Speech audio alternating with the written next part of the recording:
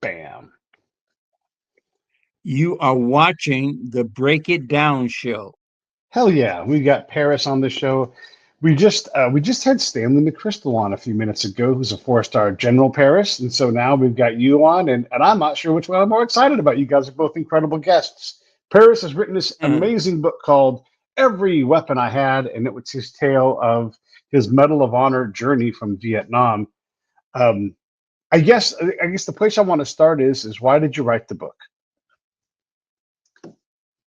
Well, I wanted to do more in terms of trying to connect with people that may or may not know anything about Paris Davis. I wanted to start at the beginning and just go right through it and seeing if I could connect at every point. And so that's why I wanted to write the book, and I didn't want to leave anything undone. I try to be as careful as I possibly could because people have been very good to me. And I want to make sure that I can return the favor and answer any of your questions that I think I can answer. So that's why I'm here, and this is why we're talking.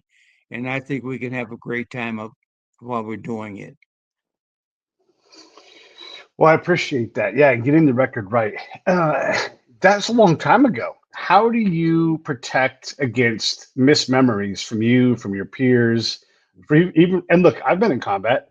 Some you write down the story of what happened. Everybody there writes a different story. So how do you protect the actual story that happened? Tell the truth.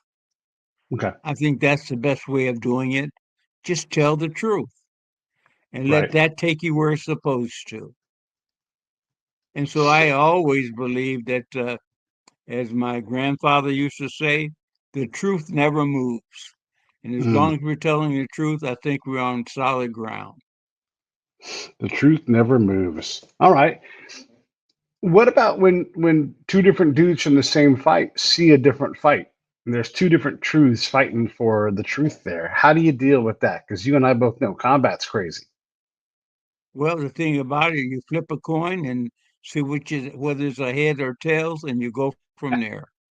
And the All reason why right. that's really important, regardless if it's tail, you're not going to be that far off one way or the other.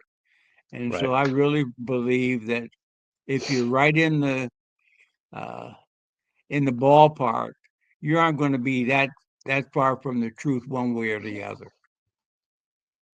One of the biggest questions I had, that you answer in the book, but why did it take so long to give you the recognition for the bravery you showed? This is in the 60s, everybody. Why did it take until the modern times to get that dealt with?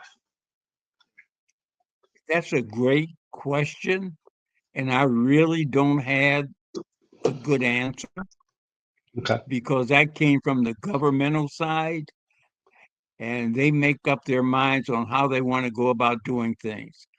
I just have to be responsible as far as I know with the truth.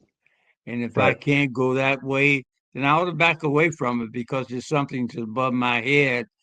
And I want people to know out there that the one thing that I always try to do as often as possible is when you ask me a question, just give you the right answer, a truthful answer, and we can move on to the next one, the Yeah, next fair question enough. you might have. Did you get an award for that action back in the 60s? Did they give you a Distinguished Service Cross or anything at all? Well, it just didn't work out that way. Okay. It took almost 50 years to get this thing squared away. Now, Yeah. I had nothing to do with that. That was on the Right. other end. They made decisions on how approach me and what they wanted me to be able to say predicated on the questions that they asked me. If they didn't ask me a question, I didn't try to answer a question. I just Yeah. wanted to move on. The other thing is, there were so many people that got into this thing. I'm talking about everywhere because it was a governmental thing. And when you lose it for 50 years, you got a problem right there, not here. And so when the people, the soldiers that I was friends, some of the Congress people that were listening in, and it just went from one place to the next. But I never moved off the dime that I was on. And I Yeah. just listened and I let those who knew something about what was going on, I allowed them to take a lead in knowing me and then telling the truth as far as they knew. Back when you were in Vietnam, it was pretty rare to be in your position and be black. That wasn't exactly a common thing. How in the heck did that even happen? And how did that impact your service? Well, it was a couple of things. Number one, there were a couple of people that I knew but not did know well that had been approached as probably the first black in special forces. I found a person, and I can't think of his name right now, who came to my rescue, and I was at a meeting, and he came up with his wife and his child and said, "I want you to know something. In special forces, it was you. I have Mm, that information at a different location, and one of these days I can give it to you." He said, "You were the first black in special forces, and I want you to know that it wasn't me, it was you."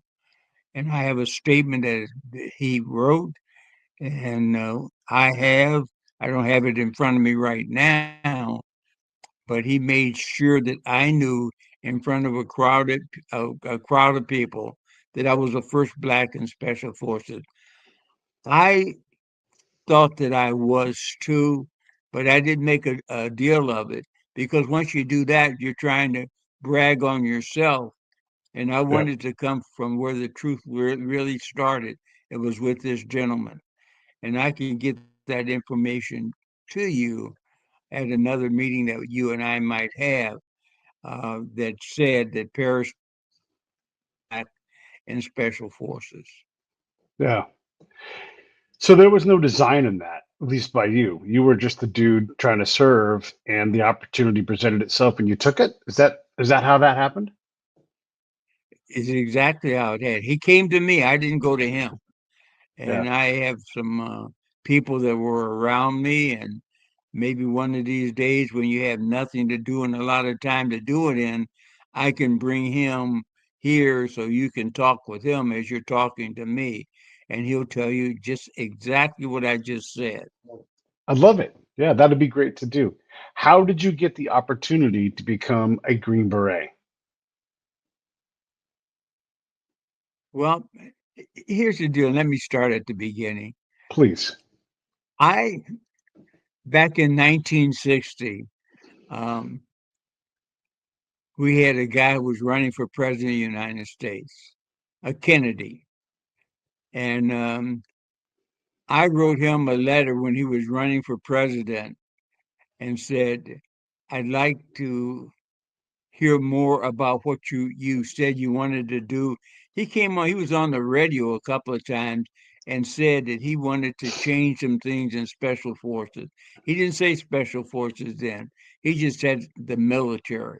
And what I Mm, wanted to do was to have them to have the same kind of attitude I had in World War II. And that is, if you have a target, go and hit it, do what you have to do, and get the devil out of Dodge. right. And that's what I wrote him. And I never heard back from him initially. I did get a letter from the military saying that I had been accepted in special forces and they wanted me to go to Fort Benning, Georgia, to the IOBC, Infantry Officers Basis Course.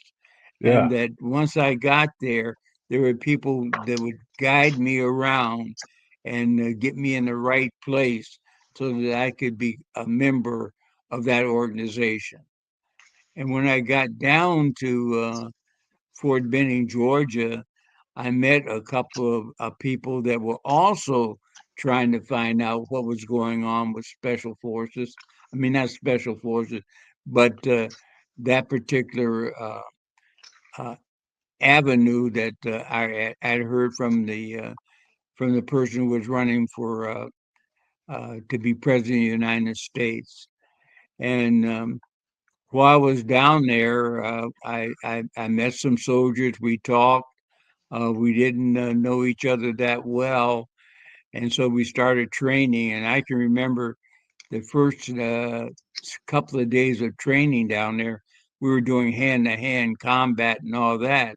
And I remember this one kid. He must have been about 6'2", 6'3", and we were just boxing around. And he hit me in my lip. Just like that. That's just exactly what I was doing, talking almost like you couldn't understand what I was saying. And then we became friends, and we um, got together. And for some reason, the name Special Forces came up. I don't know where it came from or who was the author of that, but I do know that later on with this small group, and they were all white, that wanted to be part of this new organization that the new president was going to put together. And so we started training together and doing live firing and all the other kind of things you would do if you're trying to put an organization together. It worked real well. I got to know them, they got to know me. And after, I don't know, it had to be a couple of weeks or whatever it was. And a couple of them came up to me and said, there's about 14 of us now.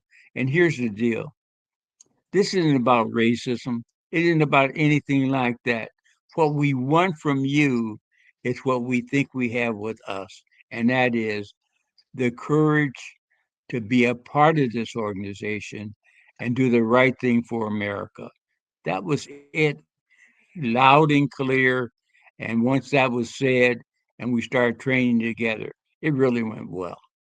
But the thing that I really liked, and it was a group, and a couple of guys from Mississippi, a couple of guys from Alabama, and everywhere else. But just the fact that we had this chance to look each other in the eye and say, hey, this is what we want to do. We want to make whatever this organization is going to be.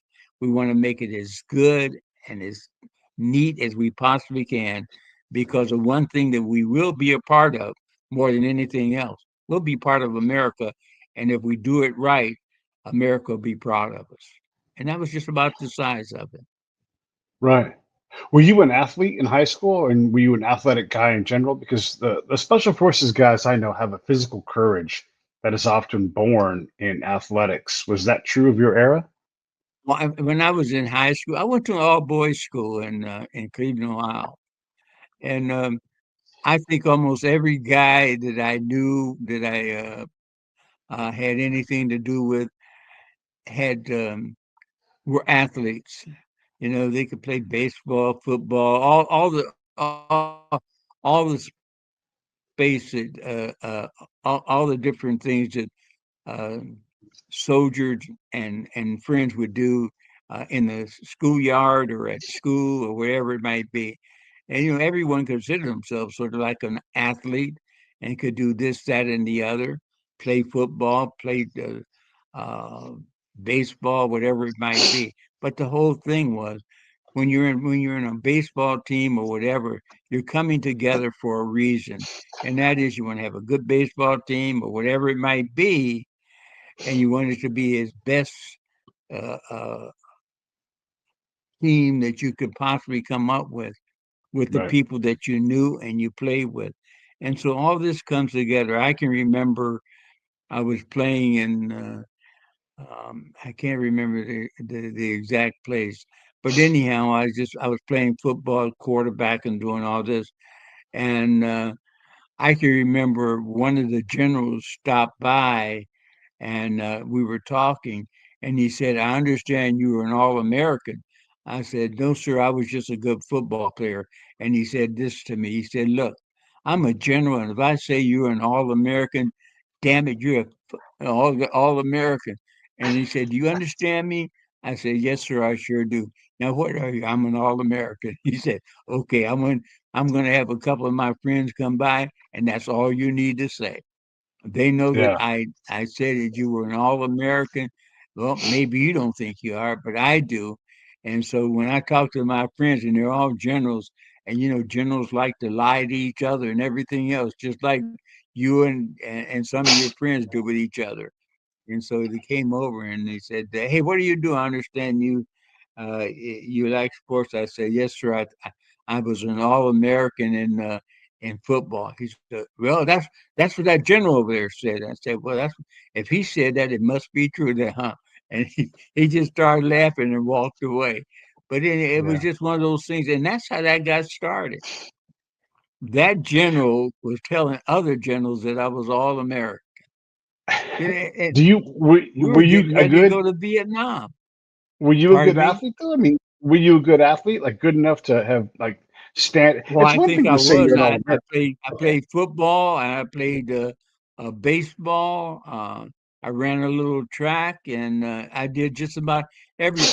When you're in a school where kids do things like that, you do things like that, sure. and you might not start out at their level, but I tell you, once you play with them long enough and often enough, you're going to be very close to the uh, kind of attitude and exercising and all the other kind of things that you do to be in a place that you can say that I was an All American, and that's how this started. Uh, Yeah, and we had uh, uh, guys who were good at this, that, and the other, just everywhere.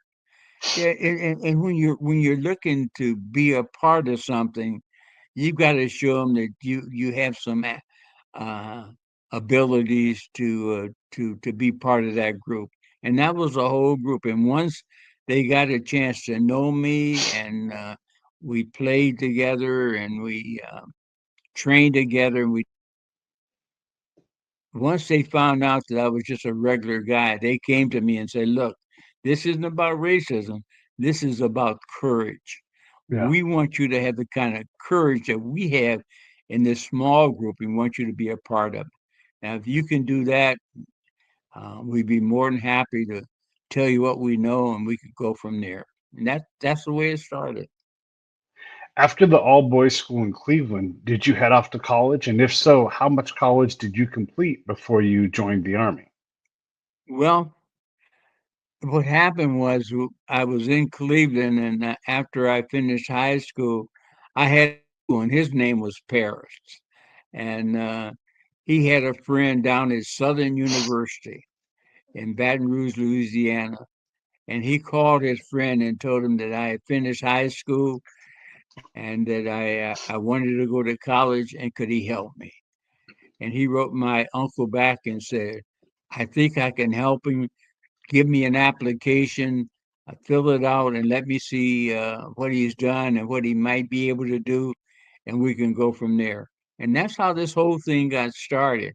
It wasn't one of these things that I had some early knowledge of. It was my uncle that had a friend at Southern University. He called him or wrote him a letter and told him what I wanted to do. And he said, "Send me all the information you can. We'll get an application and see what happens." And that's how I got to Southern University. Okay.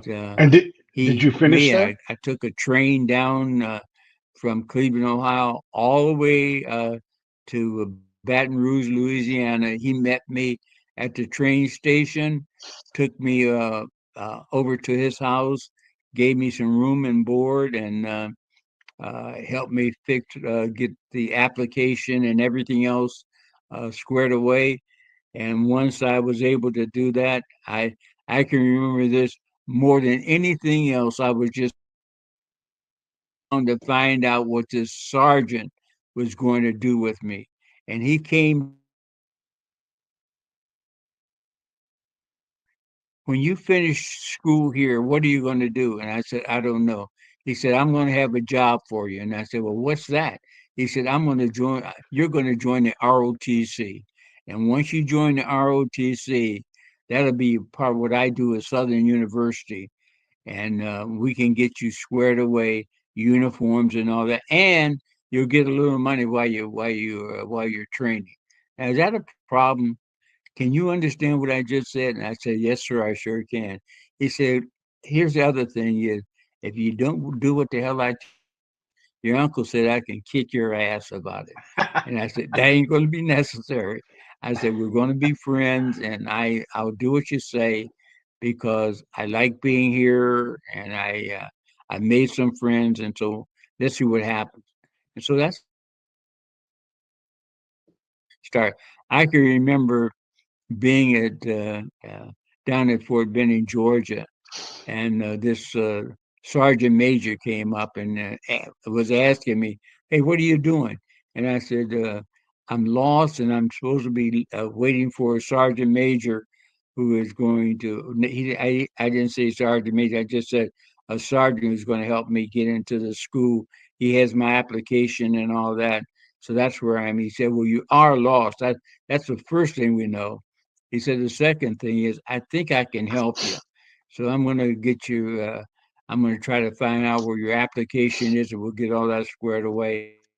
Get you going because you're going to have to go through the basic course, and then we'll see what else we can do." And he got me into the basic course. I went to airborne school.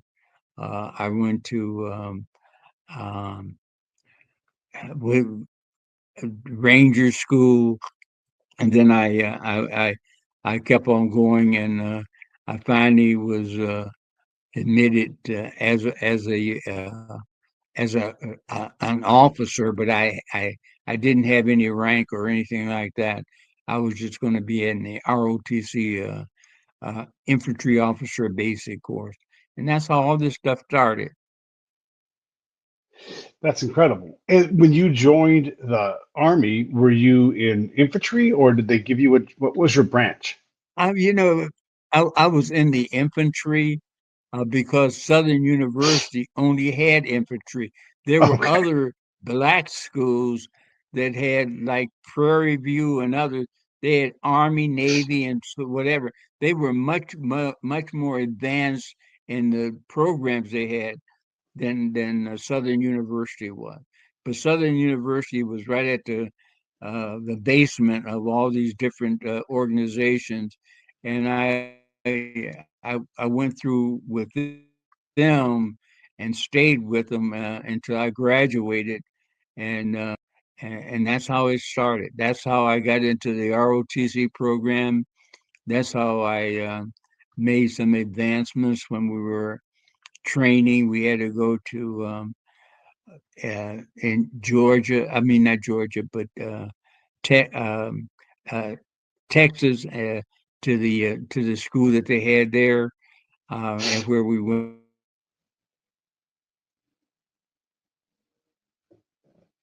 trying to think of the school now in Texas, but yeah, that's where we went, or I went, and I stayed there during two of the summers before I graduated, and uh, and was commissioned a second lieutenant, and went back to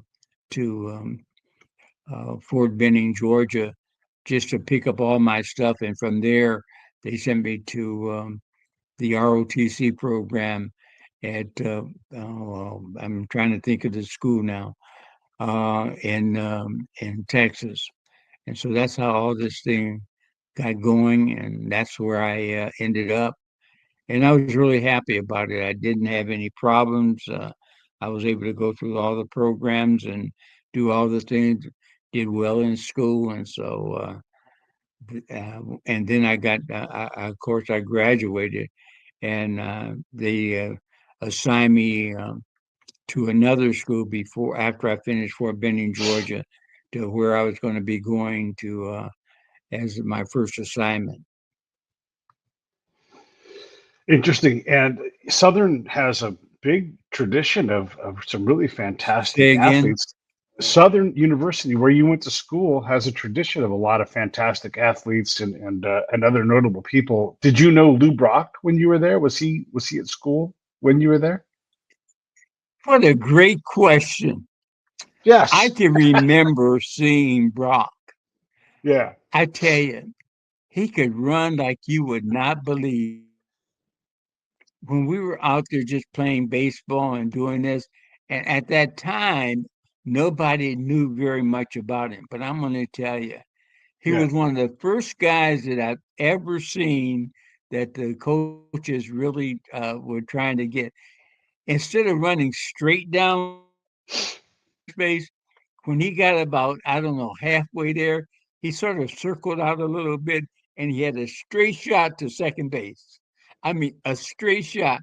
And if you weren't ready for him, man, he would almost want to go third base on you, but he would always slide into second. But yeah, Lou Brock was there. He was a great baseball player. He had a lot of speed. He had a lot of this and lot. And the other thing was he was coachable. Now the Mm. other thing was that there were about two or three uh, people that were coaches Brock because of his speed and his ability to learn things quickly. Um, when they came out and said, "Look, you're going to run about halfway down straight, and then you're going to circle out a little bit, and you're going to hit that first base. And when you hit the first base, you got a straight shot to second base. So it's not one of these things that you circle out all the way around. No, you come halfway down the first base, circle out a little bit, and then you go straight. You tag the base at first base, and you go straight into second. And that's what they taught him how to do. And he did that the rest of his when he was a pro because he really was quick, could and could hit and and was a good runner and all this. They took all those good talents that he had and started. But it was really interesting that you would say Lou Brock because he's one of the first guys that I met, and I'll tell you, he spent more time doing that, going around straight down to first base, halfway there. He go out, mill out a little bit, and when he hit the base at first base, it was always with his left foot or that and he was he was left-handed and he would go straight down to second base. And I'll tell you, the other thing they taught him to do was how to slide, and he would always be sliding out from second base, and he just his hands would be the hand that would be touching second base, not his foot, not his this, not his that.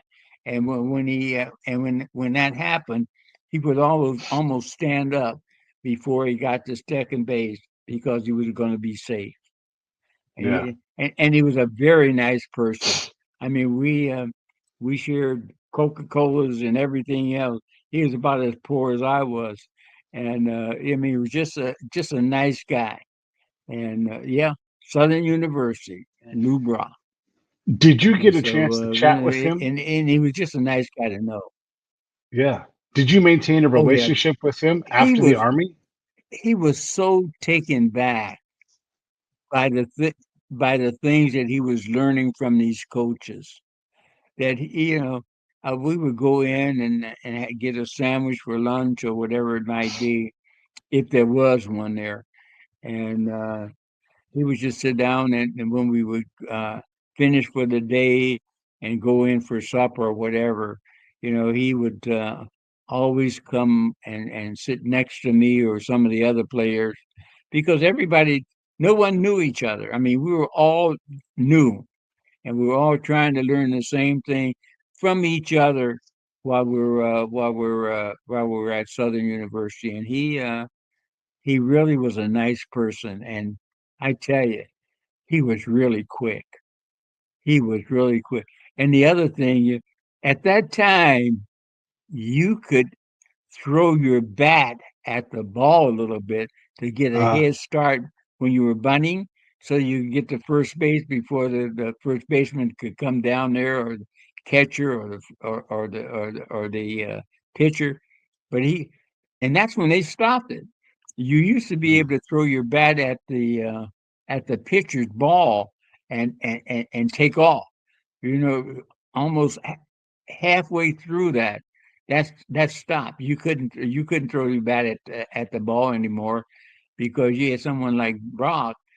He'd be halfway down there before the bat could hit the ball, and so they turned that thing around. But he was a nice guy and always polite, and very religious. Uh, he he he just became a good friend. I didn't know him that well, but he knew a little bit more about me, because I at one time I thought that I might be playing baseball, but Oh, nope, I didn't have the kind of skills he had. But yeah, he yeah. was there, And and did had a you ever get to? reputation. And they have, I think they have a statue and some other things about him at Southern University.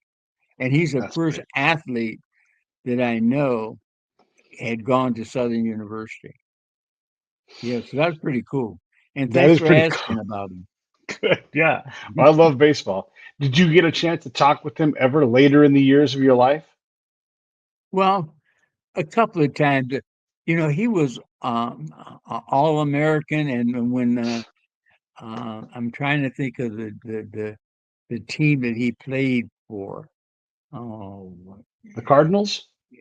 yes, and he at one time they wanted him to play. Uh, they were thinking about um, having him being a leadoff guy because he was so quick, Yeah. and he had a pretty good eye. And of course, the other thing they always said, and you know this, if you're left-handed, you got 2 steps to first base before that ball gets there. Yeah. Those guys could run straight, and if you were left-handed and he was left-handed, and once you had those 2 steps, well, and the coaches would say, now you can cheat a little bit. Yeah. You're left-handed, you got 2 steps, and if you can hit the ball, you're gonna be that much closer to first base. I love All it. that I stuff, love it. yeah. Yeah. Isn't that Thanks for talking. amazing? It is amazing, and I'm so happy we found that little nugget to talk about because I read the book, and the Lee Rock thing was a different He, thing altogether. and he was a quiet guy, Yeah. and then, where you would see him mostly is two places. After we finished practice, everyone would go and take a shower, or whatever it might be, and then we go to dinner, and then you had to be in bed by, I don't know, 8:30 or 9, whatever it was, just so we could get up and be out there on the field by around 7, because that's where you start running and you start doing the other kind of thing.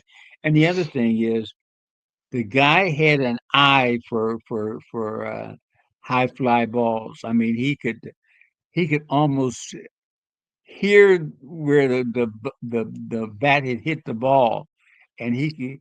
I don't know, something in his mind would say, okay, you need to run this way, or whatever it was. And man, he Hmm. was under those fly balls like he would not play. And he had a fairly good arm. I mean, it wasn't as strong as some of those players, but I tell you, if he could get under that ball, somebody's going to be at the next base, because that's what he could do that. I And love it. when you're doing things like that, and there's there's no one there that's trying to say this, that, and the other.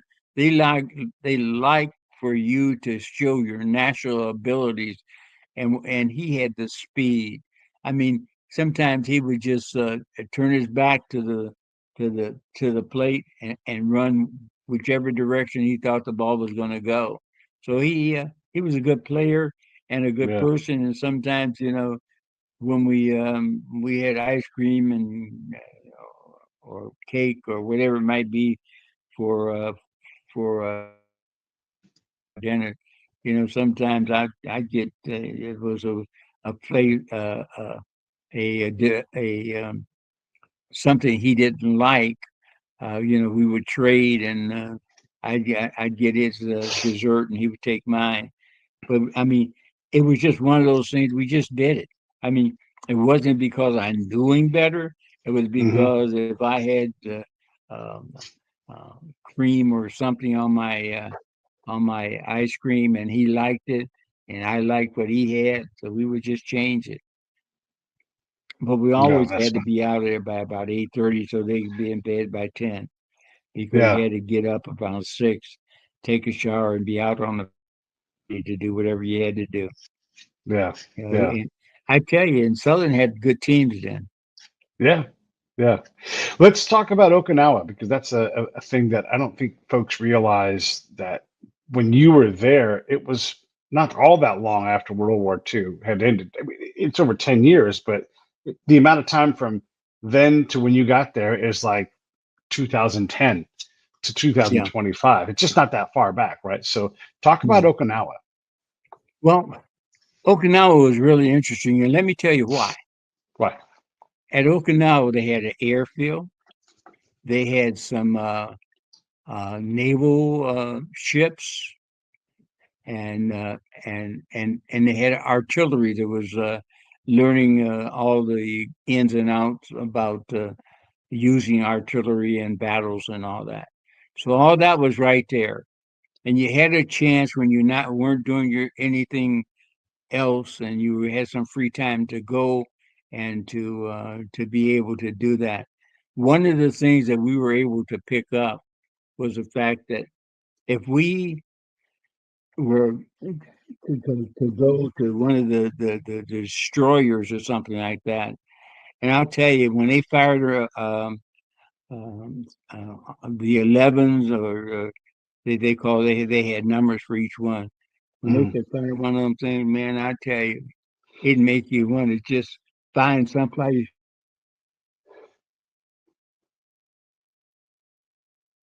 going. And we got to a point where when we were actually in Okinawa and we were getting ready to go over to fight in the war, we made how do I want friends with a couple of the officers on some of the destroyers. And what we would do is once we actually got in there with and special forces was there. Well, once we would go in there and we learned how to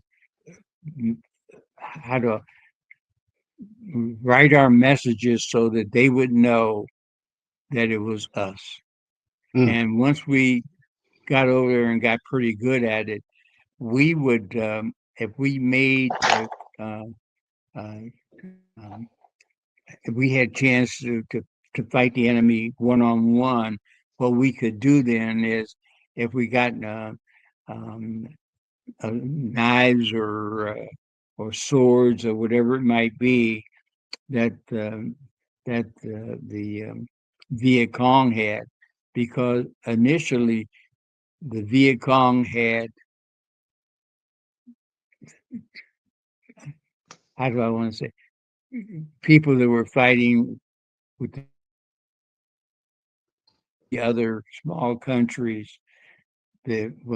be in a battle against the Chinese or whatever it might be, we could pick up their weapons, put them in a package, and make sure that they got were sent to the Navy or whatever. Now that really did us good because every time we would do something like that, uh, we would if we needed their support, then we would give them the how do I want to say, the fruit of that day. Hmm. It could be a banana, whatever it might be, and they knew it was coming from us. And the other thing is, they also had Navy, and people don't realize it. they had Navy fighter planes and everything else because they had a aircraft carrier that was out there too. And so it just meant that we had a couple of ways to maintain kinetic connection with them, especially if we were out fighting and we needed some air cover or whatever it might be. We could call them. We had a way to we could put the message together and uh, and send it to the Navy, and then they would know if it was a fruit for the day, or we had a way of doing that. And we might take the first three letters of the fruit, make that the end of the message, so nobody could really understand what the hell was going on. And so if the enemy got it, they didn't know what the hell was going on. And so it was just a matter of coming up with ways that they wanted us to connect with them, because they would take those weapons that we had captured, give them to the Navy, and when they had to leave, they would take them and give them to their soldiers. I mean, their sailors. And so once they went home for this, that, and the other, they had souvenirs that they could show. And so it was just a plain and simple thing you did, but it worked to your advantage because they had the artillery that once they let one of those things fly, man, I tell you, it scared the living devil out of you. So Yeah, that's how absolutely. we When you let's get to the day when you earned your Medal of Honor. Talk about that patrol, and so we can get through that, and then we can dig in detail afterwards. But just tell us about that day. okay. When what happened there was we had to get up, and I made and we were on that particular day.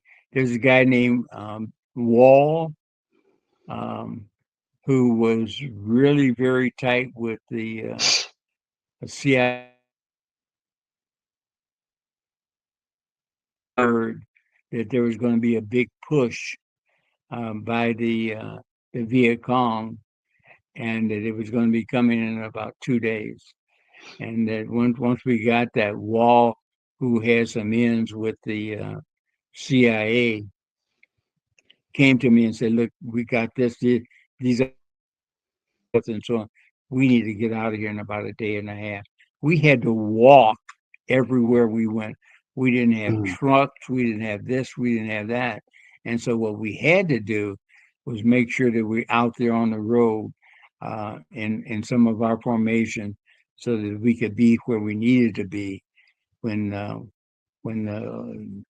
war at Bong Song started. And it was really important because the enemy was coming from the north, and there's a river that comes all the way down. I can't think of the name of it now, but they followed that river all the way down to where we were in Vietnam, and so they could they were on they would have some of their machine guns and all that. They would actually have them on bicycles coming down from the north to the south. Jop, who was in charge of the Viet Cong, uh, had really taken over because the French, had found out that they had some good things. They trained some of the Viet Cong, and so of it. Then took charge of it, and you know the rest about Jop and training for the war and all that, and the way he moved his troops around. So all this had to came together, and so mm, we had a good idea of what we needed to do, and so we got up and we were on the road something like about oh, uh, maybe around 1 o'clock. We hit where we needed to go, and got there just a little before or before around before it just got light. And mm, when we got there, the Viet Cong were already there because that was their um, um, rust and and and get ready for whatever idea, whatever was going to happen that day in the war. They were already. They had about almost around, I want to say around 40 or 50 little hooches around that they were in, and most of them were made of straw, this, that, and the other. And once we got there and we were in position, um, we just had a time you would not a time you would not believe. One of the things that was really important here, Wall was, as I said, was a very friend of the one of the people that were running the CIA, and so he had all the coordinates and all that. When we got there, and when the or if you can imagine this, home plate is where we had our uh, our headquarters. Then we had first base. Second base was where um, Brown, who was the furthest from us, and that was about 150, maybe 170 yards. That's the place I had to crawl out to get to him when he got wounded. And then uh, on third base, there was a guy named, it'll come to me in a minute. Oh, I know it was David Morgan. He was there, Mm. and so I knew where everyone was. And my plan was when I couldn't get a hold of Brown, who was in second base, I started worrying a little bit, and I found a pathway through the middle of that battleground that I could go by through some of the um, holes and stuff that had been created by bombings and everything else to get myself from home plate to second base. Mm-hmm. And once I got there, I can remember Brown saying to me, he said, "Am I going to die?" And I can remember saying this just as I had said it yesterday. I said, "Not before me." And I found a way to to try to pick him up. He had been shot in the temple, and there was Oof. just blood that was profusely everywhere. And because he couldn't do very much of anything, he had to rely on the little uh, his ability to do little things. He could sort of get a water for himself, um, a ration or two, and but he couldn't walk, and he would just be stumbling everywhere. And so finally, I found a way to put my arms under his arms and or clasp my fingers around his chest, from his arms around his chest, and try to pull him because we couldn't stand. I mean, it was just a big, about two or three uh, pushes where I would dig my heels into the dirt or whatever and pull him, and then wait a second and then do it again until I could start moving him across the field. But the other thing, we were being shot at all the time, and we had enemy coming, going, and we were trying to move through all this while we were having the Navy and the Air Force to either drop bombs or scrape where we were, so that we can move back towards our camp as best we could. And that took, I don't know, maybe an hour. No, longer than that, almost 2.5 hours to Mm. go from second base to home plate where I was, because we had to stop. Would clear up. Get some artillery fire. Once that would start, we could start moving again. But we had to have some cover because we were, almost by ourselves. And so but we kept on fighting, and we got some of our soldiers to come out a little ways to help us, so that we could draw fire from them on the enemy, so that we had a chance to move our um, our movement back to our our headquarters Hmm. um, as best we could. And that took a couple hours to do that. And then once that happened, and we got Brown back, because he was just, as I said, just bleeding everywhere. And that bully had it was right to his temple. He was still alive, but he was sort of in. You could hear him talking, but sometimes he'd be talking to himself or his wife or whatever, and he was just in that state of mind. And Right. so the other thing was that once in a while I wasn't really um, in line to do, but I had to do it anyway. He would break wind and stuff like that, and it'd be my face or whatever it was. I'm telling you, look, you stop doing that. And he started laughing. He said, "Well, hey, it's on you, not on me." And so we had a little chat on that, and we got him back as best we could. And that took a whole bunch of time. The other thing that was really pretty cool about that, the chopper that uh, we had gotten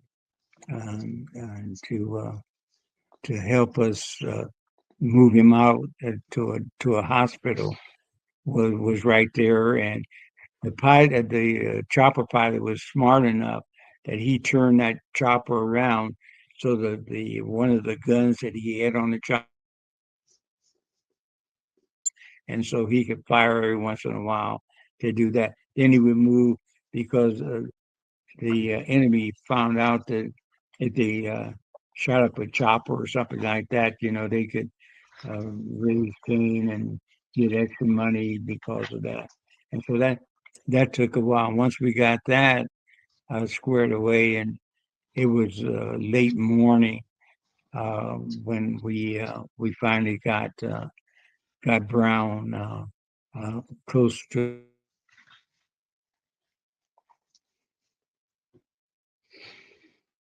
The next thing to do was to go get Wall, who was right at first base, and to go get him, and with the same kind of thing, because what happened with Wall is the fact that it's called a buffalo rub, and it's just nothing but a big hole. And Wall had gotten in there, but he had one leg, I think it was his right leg, that was we couldn't get it in the buffalo rub, so it was out on the where the sniper could see it, and the sniper must have put it 5 rounds in that one leg, Mm. and two more rounds in his foot. And so the whole thing is, how do we move him around so that we get him out to take him maybe about 50 or 60 yards to where we were. He was Mm. closer, but still we had to find a way to get him. And just just trying to get that leg that had all those bullets in it, uh, a way to. And so at one time he was just laying on the ground as flat as could Mm. be, and I had my arms around him too, and I was doing the same thing that I did with Brown. I was digging my heels into the soil, that open field, whenever the artillery would start firing, or the fighter planes would come over and start scraping the where we were, and so we Mm. could pull him. It took us about an hour or so to get him out, and then the other person was Reinberg. I had sent Reinberger to get some ammunition, and what happened was he had gotten the ammunition, and when he got back to where we were, where my headquarters was, he put the ammunition on the ground, turned around and got shot twice in the chest. And so what happened there was he fell right into my arms, and I had to try to find a way to keep him going Right. while we found something to tie around, because he weighed a little over 200 pounds, and he wasn't fat or anything, but he was just big. And then he was just bleeding profusely. And so we had all three of these guys trying to get on the chopper so they get out of Dodge. And so it just took the whole day. And I can remember getting a call. I don't know if it was from whoever was in charge saying, we've never heard anyone doing what you just did. Mhm. And I said, what did I do that I don't know about? He said, you got all three of those guys out. That's the first time I can remember anyone in a war doing that. So Yeah. that's just how it Incredible. happened. And Everybody, this is Luke is once called. we got Oh. um, Rheinberg, I had to get a Mhm. rope because we were going to have to throw it up on that one door that was open Mhm. where the chopper was, and we started almost like it was one of these long ropes, and you keep on pulling it. They were they had the end of it, because what I did, I shot a blank piece of something, and it hit it hit the where the chopper was, and Okay. it actually went in, and we could start pulling him because he was tied to the rope into the vehicle, and that took. It was almost dark by the time we finished everything, and we That's finally crazy. got Reinberg in there. I wanted to Yes, take a second and he, to let me talk about this book real quick here, Paris, that you wrote. Everybody, this is Every Weapon I Had. The link for it is down below. You know what I always say, buddy read. This is a great story, and you're hearing Paris talk about this stuff, and you can hear the detail. It's remarkable, and when you well, go through the this, thing about there's it so much is, detail in it. I was trying. Please go Well, ahead. thank you very much for saying that. But the thing about it, I wasn't writing the book for Paris Davis. I was trying to tell people that war can really be hell. And Yep, if you got all these things going around, now we had 4 Americans, 3 of them were all wounded. I was the only one that was up, and then I had gotten shot a couple of 3 times. And the thing about it, uh, the Viet Cong don't give a rat's ass what you are. They're going to try to kill you, because hmm that's their job. And so just to be able to find a way to get them. I mean, imagine this: early in the morning is when we got Brown. We knew he had been shot, and so forth and so on. It was almost dark when Reinberg came in with the ammunition, and when yeah, he stood up, and turned around, he got shot twice right in the chest. And so we had all, and he fell on me. I'll tell you, you get somebody that's about 200 pounds falling on you, you ain't going to last very long. that's So, right. the whole thing was, I'm trying to get him off of me, trying to make sure that we still had the ammunition and all this stuff, it was just going on. And we were trying to do the best we could. We got it all taken care of. But it's a little bit different when you're in a situation, especially I'll if say, you're in charge.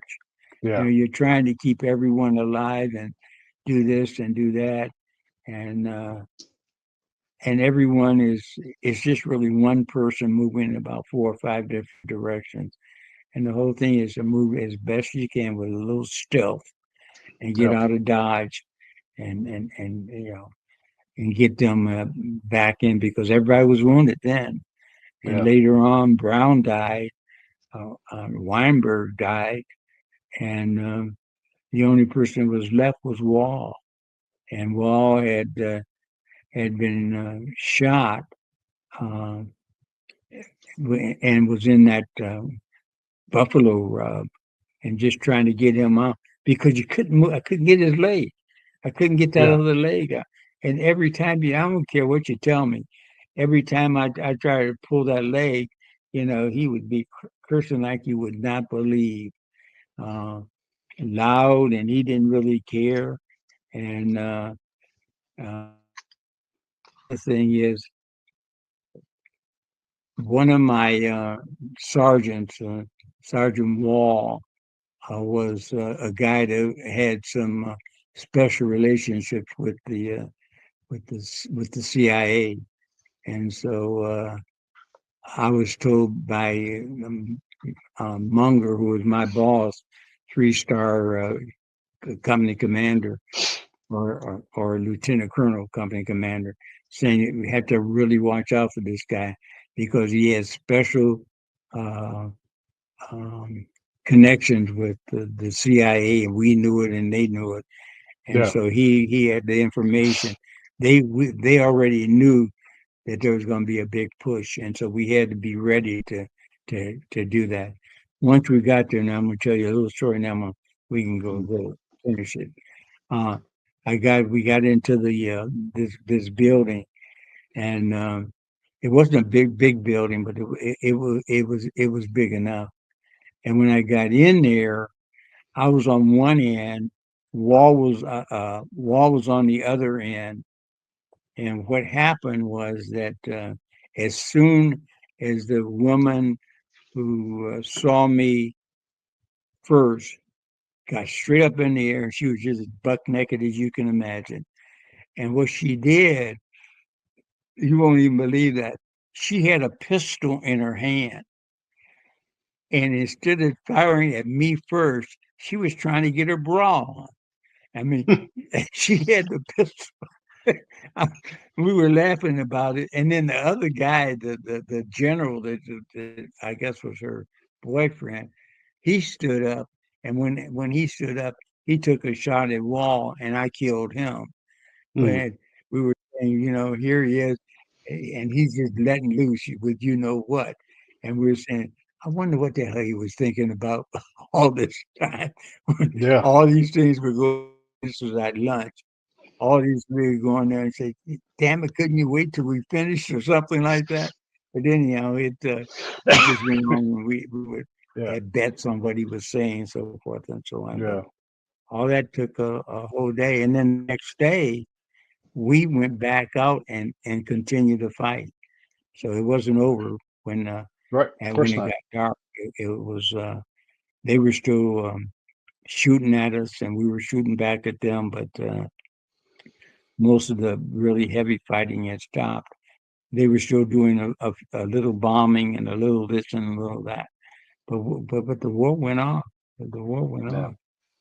The war went on, and we still do horrors today. One more time, everybody. Every weapon I had, right there, written by that man, Paris Davis, who's sitting right over there. There's the link down there. Two people. Paris How do you Davis. read this thing? Paris Davis, right there. Paris Davis.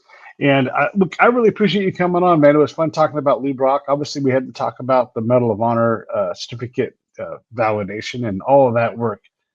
The nation owes you a debt. We thank you, and, Well, and the guys I that want didn't to make thank it, you we very thank you. much because I think you've done a good job of explaining it. And I tell you, a lot better than maybe me explaining to you. But war has many names, and I could think about a half a trillion of them just talking with you Yeah, because you only have four guys, and three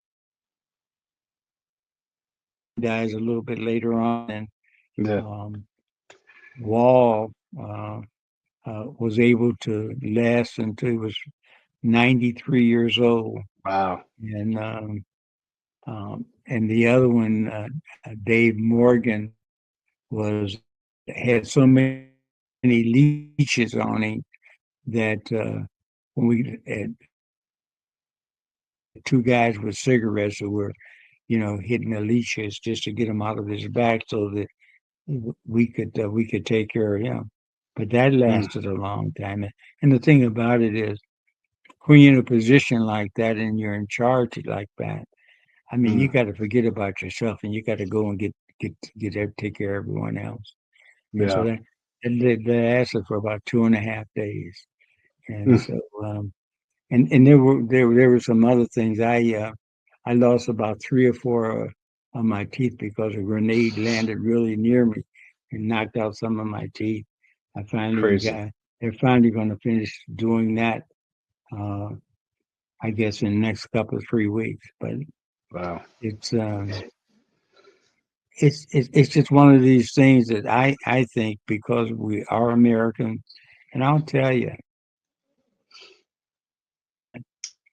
God knows you want to be with America because I haven't heard of anyone who was in a situation like we were, who didn't go out and try to save the people that were wounded, because Yeah, that's what we do.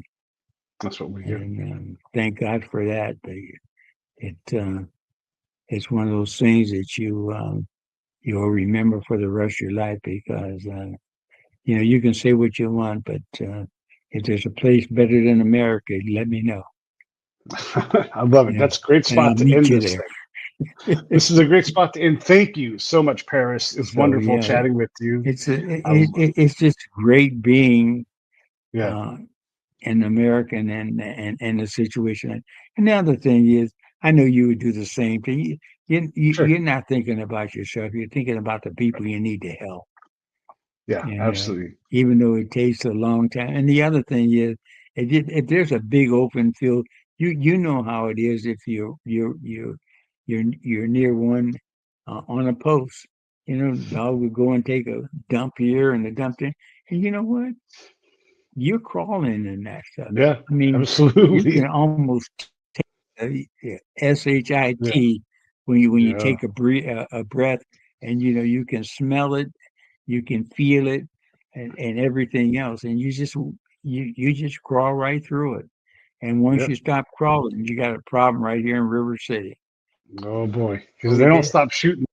All right, let me wrap this up. Everybody else, goodbye. I'll say goodbye to you in a second, Paris. Thank you all so much for watching. Get out and get that book. There's the link down below. Thank you so much, Paris. I'll be right back.